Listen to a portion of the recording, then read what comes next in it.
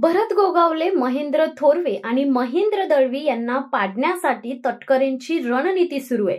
रायगडच्या राजकारणात पुन्हा एकदा मोठा भूकंप घडण्याची चिन्ह दिसतायत. 2029च्या रणांगणासाठी तटकरे कुटुंबाने तयारीला वेग दिलाय. आतापर्यंत अबाधित समजले जाणारे काही बालेकिल्ले तटकरेंच्या रडारवर आहेत. भरत गोगावले, महेंद्र थोरवे आणि महेंद्र दळवी रायगडमधील हे 3 मजबूत गड पाडण्याचा विळखा आता घट्ट होताना दिसतोय. राजकारणात आजचा मित्र उद्याचा शत्रू हे समीकरण कायम बदलतं आणि रायगडमध्ये तर हे अजूनच वेगाने फिरतं. अशा पार्श्वभूमीवर तटकरेंनी आखलेली ही रणनीती अनेकांना आश्चर्यचकित करणारी आहे, तर काहींसाठी धोक्याची घंटा ठरवणारी आहे. आता एक एक पाऊल पाहूयात. तटकरे कोणत्या डावात कुठे कसे घुसलेत. पहिला डाव, माणगाव महाड. भरत गोगावले यांच्या बालेकिल्ला धक्का देण्यासाठी तटकरेंनी राजीव साबळे यांना राष्ट्रवादी काँग्रेसमध्ये दाखल केलं.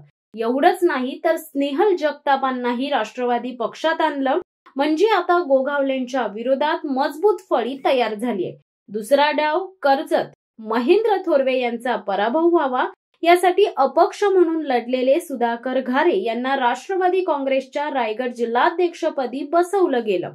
सुधाकर घारे यांना चांगला पाठिंबा देऊन थोरवेंच्या पायाखालचं वाळू सरकवण्याचा राष्ट्रवादीचा प्लॅन आहे. तिसरा डाव, अलिबाग. महेंद्र दळवी यांचा पराभव करण्यासाठी सुद्धा राष्ट्रवादीचा मोर्चा वळलाय. स्थानिक स्तरावर हालचाली सुरू झालेत. थेट दळवींच्या बालेकिल्ल्यात राष्ट्रवादी शिरकाव करण्याच्या तयारीत आहे. एकूणच काय, तर तटकरे कुटुंबाने 2019 साठी रायगडात 3 मोठ्या गडांवर डोळा लावलाय. गोगावले, थोरवे, दळवी आणि या तिन्ही गडांवर विजय मिळवण्यासाठी तडकाफडकी हालचाली सुरू झाल्यात. रायगडचा पुढचा 5 वर्षांचा राजकीय खेळ खूपच रंगतदार होणार हे मात्र नक्कीच. शिवसत्ता टाइम्स न्यूज ब्युरो, रायगड. दे धडक बेधडक वृत्त देणाऱ्या आपल्या शिवसत्ता टाइम्स न्यूज चॅनलला लाल बटन दाबून सबस्क्राईब करा आणि बेल आयकॉनला क्लिक करायला विसरू नका.